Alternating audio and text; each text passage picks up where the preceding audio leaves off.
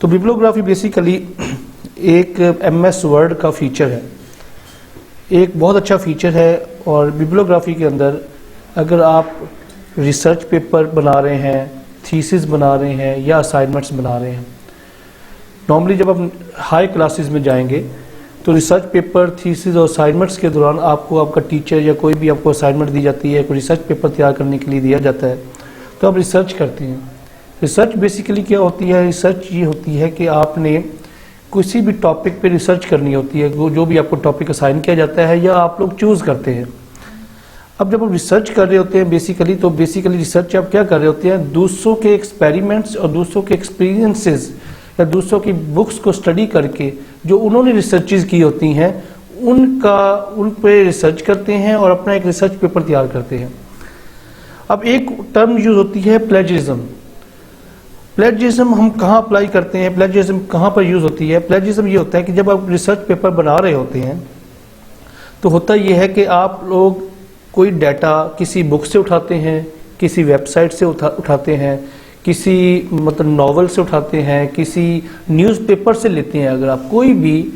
अगर आप लोग कोई डाटा उठाते हैं और उसको आप अपने रिसर्च पेपर के अंदर ऐड करते हैं, तो जब आप लोग उसको ऐड कर लें और सबमिट करवा दें, तो जितनी भी यूनिवर्सिटीज़ हैं या जो भी कंपनीज़ हैं जो आपका रिसर्च पेपर एक्सेप्ट करती हैं, उनके पास एक सॉफ्टवेयर होता है प्लेजरिज्म के नाम से। प्लेजरिज्म बेसिकली इसलिए होता है कि जब आप लोग को जब डाटा वो प्लेजरिज्म चेक करते हैं तो एक प्लेजरिज्म आ जाता है। प्लेजरिज्म का मतलब ये है कि आपका वो शो कर देते हैं कि ये डाटा आपका नहीं है, ये डाटा किसी और का है और आपने चोरी किया है। तो वो आपका रिसर्च पेपर और थीसिस या असाइनमेंट जो होती है उसको रिजेक्ट कर देते हैं और आपको नंबर्स उसके नहीं देते। बिब्लियोग्राफी हमें इसमें क्यों हेल्प आउट करती है? बिब्लियोग्राफी हमें इसलिए हेल्प करती है कि हम जो डाटा जहाँ से भी उठा रहे हैं, अगर बुक से उठा रहे हैं, नॉवल से उठा रहे हैं, किसी वेबसाइट से उठा रहे हैं या किसी न्यूज़पेपर से उठा रहे हैं, किसी और का डाटा जो किसी और ने लिखा हुआ है, किसी और राइटर का डाटा वो उठा रहे हैं, तो आप क्या करोगे? जहाँ पर आप वो डाटा ऐड करेंगे, आप लोग उस डाटे के एंड पे उस बंदे का, उस नॉवल का, उस बुक का, उस ऑथर का या उस पब्लिशर का आप रेफरेंस देंगे। इन केस जब आप रेफरेंस देते हैं उस बुक का, उस ऑथर का, उस वेबसाइट का, तो होता क्या है? फिर प्लेजरिज्म वाला नहीं आता, क्योंकि आपने रेफरेंस ऐड किया होता है। रेफरेंस ऐड करना बड़ा ज़रूरी होता है। तो नॉर्मली जब आप मैनुअली काम करते हैं तो क्या करते हैं? हम मैनुअली लिखते हैं रजिस्टर, यानी अपने नोट्स के एंड पे या रिसर्च पेपर के एंड पे या थीसिस के एंड पे मैनुअली लिखते हैं कि हमने इसका रेफरेंस ये है, इसका रेफरेंस ये है, इसका रेफरेंस ये है।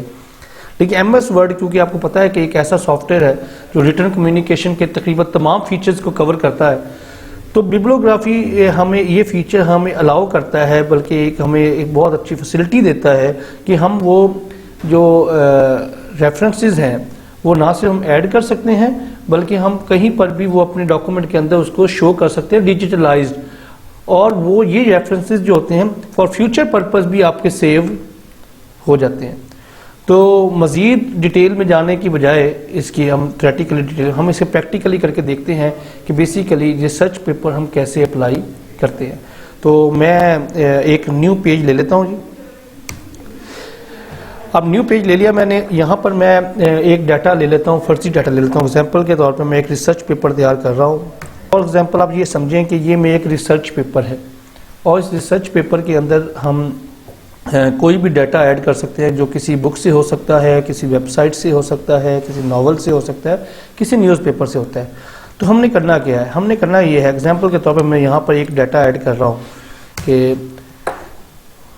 We are going to start bibliography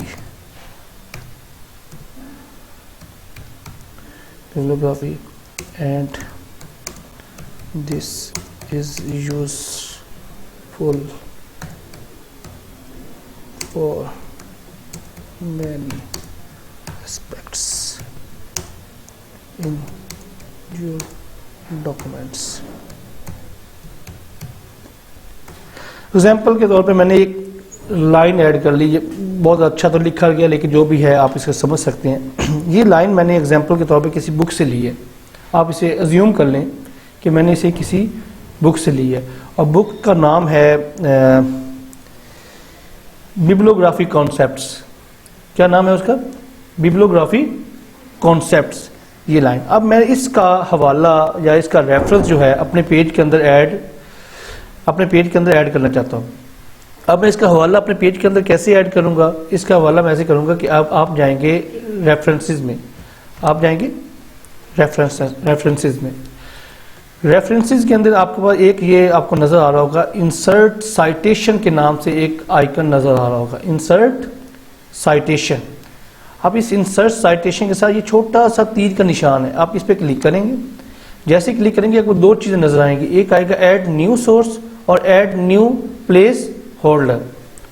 add new source, add new place holder, ये क्या है ये मैं आपको बाद में बताता हूँ। पहले हम बात करते हैं ऐड न्यू सोर्स।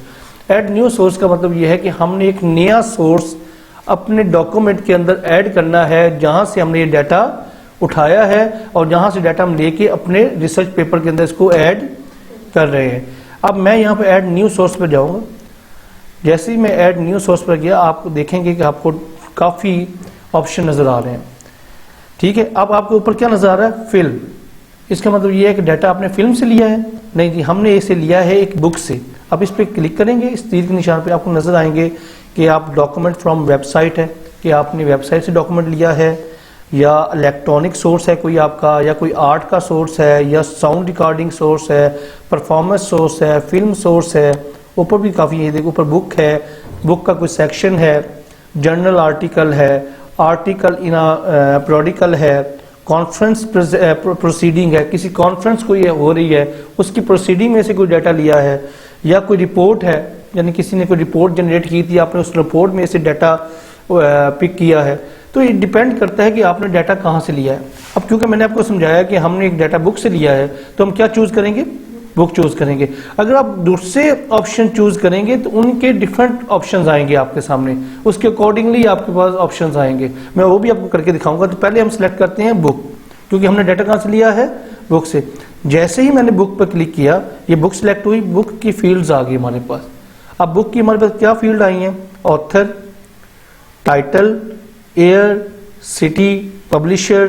ठीक है, यानी हमने ये डिटेल्स इसके अंदर ऐड करनी है। हम फॉर एग्जांपल क्योंकि हम एक फर्जी डाटा ले रहे हैं, तो फर्जी हम ऑथर भी उसमें ऐड करेंगे, फर्जी बुक भी ऐड करेंगे, लेकिन आपके समझने के लिए आसानी हो जाएगी कि आप इसमें कोई भी बुक या कोई भी रेफरेंस ऐड कर सकते हैं। तो हम चले गए बुक के अंदर, इसकी फील्ड्स आ गई। अब हम चलते हैं ऑथर। ऑथर में क्या है? ऑथर में हम उसका नेम ऐड करते हैं। एग्जाम्पल के तौर पे हम ऑथर का नेम रख देते हैं मिस्टर जॉर्डन। इसका ऑथर कौन है? Mister Jordan. ठीक है, उसके बाद टाइटल। इस बुक का टाइटल मैंने आपको पहले बता चुका हूं, क्या था? Bibliography concepts.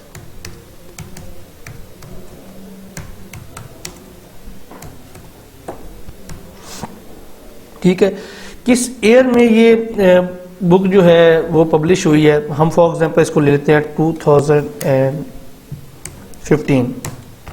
ठीक है, सिटी कौन सी है? सिटी एग्जांपल के तौर पे आप ले लें लंदन। पब्लिशर कौन है जिसने इस बुक को पब्लिश किया? वो आप कह लें जी हैरी, मिस्टर हैरी।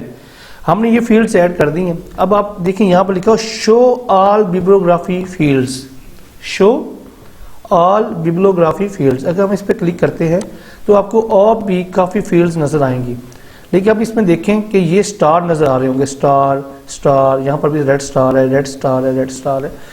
तो ये स्टार शो ये करते हैं कि जो रेड स्टार वाली फील्ड्स हैं वो हमने हर सूरत में फिल करनी है। बाकी फील्ड्स जो है ऑप्शनल है, उसे हम फिल करें ना करें, इट्स अप टू अस। ठीक है, हम देख रहे हैं कि ये फील्ड इसमें आप ऐड करना चाहते हैं। स्टेट प्रोविंस है, आप उसका स्टेट और प्रोविंस भी ऐड कर सकते हैं। कंट्री लंदन है, यूके ऐड कर सकते हैं। एडिटर का नाम ऐड कर सकते हैं। वॉल्यूम मतलब कुछ ऐसी बुक्स होती हैं जिनके काफ़ी वॉल्यूम होते हैं, वॉल्यूम 1, वॉल्यूम 2, वॉल्यूम 3, वॉल्यूम 4। आप किस वॉल्यूम में से, किस बुक के किस वॉल्यूम में से डाटा ले रहे हैं आप वो भी ऐड कर सकते हैं। नेम ऑफ द वॉल्यूम भी लिख सकते हैं, और भी काफ़ी फील्ड्स हैं। नीचे आप देखें तो ये सारा ट्रांसलेटर कौन है उसका, कुछ ऐसी बुक्स होती हैं जिनका ट्रांसलेटर होता है, उसका शॉर्ट टाइटल क्या है, स्टैंडर्ड नंबर क्या है, पेजेस कितने उस बुक के, एडिशन कौन सा है, कमेंट्स आप ऐड कर सकते हैं। ये तमाम चीज़ें आप इसके अंदर ऐड कर सकते हैं जो आप डाटा ले रहे हैं, और ये एक सोर्स आपके डॉक्यूमेंट के अंदर ऐड हो जाएगा जो फर्दर भी आप इसे यूज़ कर सकते हैं। क्लियर। और अगर आप इस बुक में से कोई और डाटा लिया है आप लोगों ने, वो डाटा भी आप लोग दोबारा वही सोर्स ऐड कर सकते हैं। तो मेरे ख्याल में इतनी चीज़ें काफ़ी हैं, हमने इंपॉर्टेंट चीज़ें जो थी वो हमने ऐड कर दी हैं। बाकी आप लोग इसे ऐड करना चाहें अपनी मर्जी के मुताबिक तो ऐड कर सकते हैं। मैं इसे कर दूंगा ओके। जैसे ही मैंने ओके किया तो आप लोग यहाँ देखो कि आप लोग ये चीज़ नज़र आ रही होगी आपको, जॉर्डन 2050 के नाम से सोर्स ऐड हो गया। अब हम एक और सोर्स ऐड करते हैं किसी और जगह पर। एग्जाम्पल के तौर पे हम ये समझते हैं कि ये जो पैराग्राफ है ये हमने किसी आप लोग समझ लें किसी रिपोर्ट से लिया है, या आप लोग कहते हैं किसी हमने न्यूज़पेपर से लिया है। तो हम देख लेते हैं, हम इसको यहाँ पर क्लिक करते हैं और इसके एंड पे जाके दोबारा एक साइटेशन हम और ऐड करते हैं। इंसर्ट साइटेशन पे जाते हैं, इंसर्ट साइटेशन। अब देखिए ये आपको नजर आ रहा है जॉर्डन मिस्टर, ठीक है। ये कौन सा नाम नजर आ रहा है जो हम सोर्स ऑलरेडी ऐड कर चुके हैं। अब क्योंकि हमने एक न्यू सोर्स, हमने किसी और जगह से डाटा उठाया तो हम ऐड न्यू सोर्स पे जाएंगे। अगर वो डाटा जो ये वाला डाटा ये भी है, अगर इसी जगह से उठाया होगा तो हम इस पे क्लिक कर देंगे। अगर हमने न्यू जगह से या न्यू सोर्स से डाटा उठाया है तो हम क्या करेंगे, ऐड न्यू सोर्स पर जाएंगे। तो हम ऐड न्यू सोर्स पर गए। अब हमने बुक से डाटा नहीं लिया, हम कोई और सोर्स सेलेक्ट करते हैं ताकि आपको समझ लग जाए कि फील्ड्स डिफरेंट हो जाती हैं। हम ले लेते हैं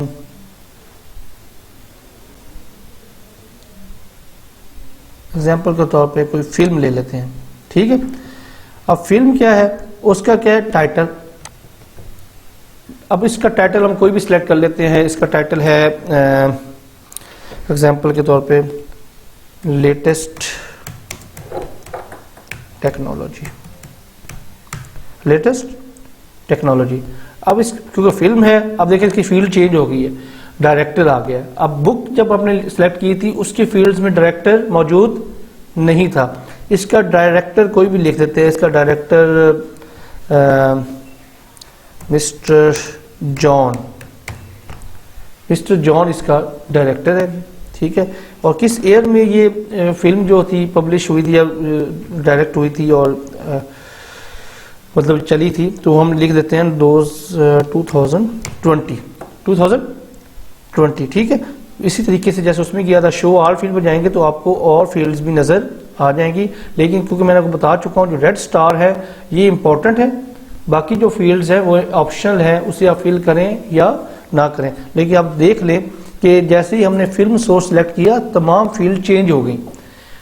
बुक की जब बुक हमने यूज़ की थी तो फील्ड्स और आ रही थी, जब हमने फिल्म ऐड की है तो फील्ड्स और आ रही हैं। इसके अंदर आप लोग देख लो प्रोड्यूसर नेम आ रहा है, प्रोड्यूसर नेम ऐड कर सकते हैं। प्रोडक्शन कंपनी जो ये फिल्म प्रोड्यूस करती है उनकी प्रोडक्शन कंपनी होती है, उस प्रोडक्शन कंपनी का नाम ऐड कर सकते हैं। कंट्री, रीजन, डिस्ट्रीब्यूटर, राइटर उसका कौन है उस फिल्म का, मीडियम कौन सा है, ये तमाम चीज़ें आप इसमें ऐड कर सकते हैं। और ऐड करने के बाद जब ओके करेंगे तो ऑटोमेटिकली ये सोर्स भी आपका ऐड हो जाएगा। अब इस वक्त हम दो सोर्स ऐड कर चुके हैं, जॉन 2020 और एक जॉर्डन 2015। इसी तरीके से हम और भी इसके अंदर डाटा ऐड किया जा सकता है, सोर्स ऐड किए जा सकते हैं। अगर आप रिसर्च पेपर में 10 आप लोगों ने सोर्सेज से डाटा इकट्ठा किया तो 10 सोर्स ऐड कर लेंगे। 20 रिसोर्सेज इकट्ठा किया है तो 20 रिसोर्सेज आप ऐड कर लेंगे। लेकिन इट्स अप टू यू कि आप लोग कहाँ से डाटा उठा रहे हैं और कौन कौन सा आपका सोर्स है। तो जहाँ से सोर्स से डाटा उठा रहे हैं आप उस सोर्स को ऐड करते जाएंगे।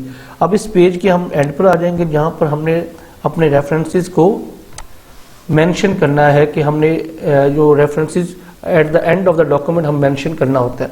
तो मैं यहाँ पर एंटर करता हूँ, मज़ीद एंटर करता हूँ। यहाँ पर मैं अब कहाँ जाऊँगा, अब मैं बिब्लियोग्राफी के ऑप्शन पे जाऊँगा। किस ऑप्शन पे जाऊँगा, बिब्लियोग्राफी।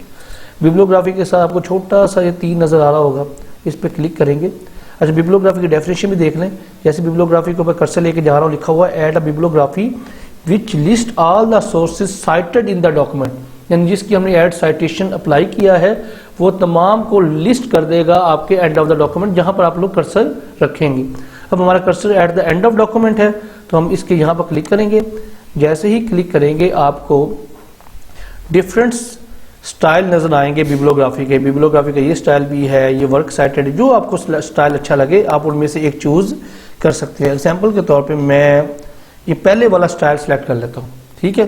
जैसे ही पहले वाला सिलेक्ट करूंगा आप लोग देखेंगे ये बिब्लियोग्राफी लिखा हुआ आ गया है, साथ में ये 2 सोर्सेज जो हमने ऐड किए थे वो हमने at the end of document हमारे ऐड हो गए।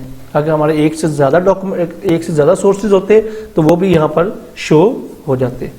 उम्मीद है आपको आज की वीडियो अच्छी लगी होगी और आपको कुछ सीखने को मिला होगा।